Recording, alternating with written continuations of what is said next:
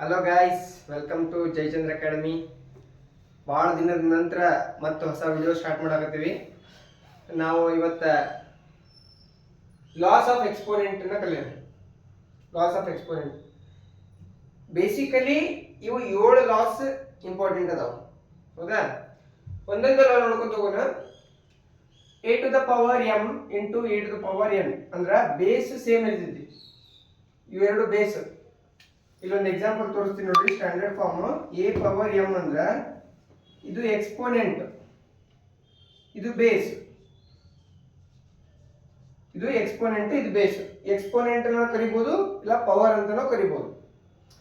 ಇಲ್ಲಿ ನೋಡ್ರಿ, base same ಐತಿ, ಪವರ್ಸ್ ಡಿಫರೆಂಟ್ ಅದಾವ.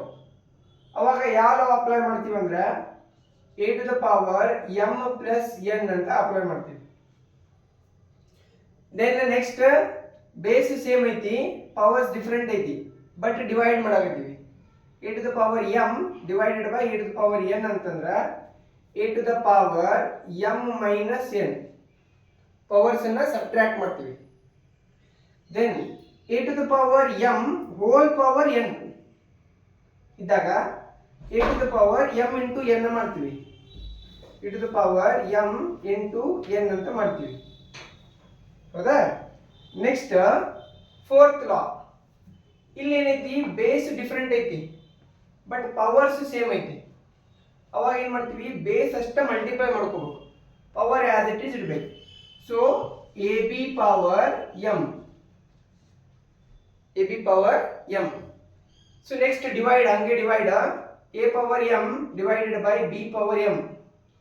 ಬೇಸ್ ಡಿಫರೆಂಟ್ ಐತಿ, ಪವರ್ಸ್ ಸೇಮ್ ಐತಿ. ಸೊ ಇದನ್ನ ಹೆಂಗ್ ಬರಿಬೇಕಂತಂದ್ರ a divided by b power m, a divided by b power m ಅಂತ ಬರಿಬೇಕು. Next a to the power 0 means any power 0 is always 1, is always 1 means ಯಾವುದೇ ಒಂದು number power 0 ಇದ್ದಾಗ ಅದರದ್ದು ವ್ಯಾಲ್ಯೂ 1 ಆಗಿರ್ತೈತಿ. ಆಯ್ತಾ? ನೆಕ್ಸ್ಟ್ ಇನ್ನೊಂದು ಏನೈತಿ, last a to the power minus n ಅಂತಂದ್ರ ಅಂದ್ರೆ ಒಂದು ಪವರ್ದು, ಒಂದು ಬೇಸ್ದು ಪವರ್ ನೆಗೆಟಿವ್ ಇತ್ತಂದ್ರ ಹೆಂಗ್ ಬರಿತೀವಿ ಅಂದ್ರೆ ಇದನ್ನ 1 divided by a power n ಅಂತ ಬರಿತೀವಿ.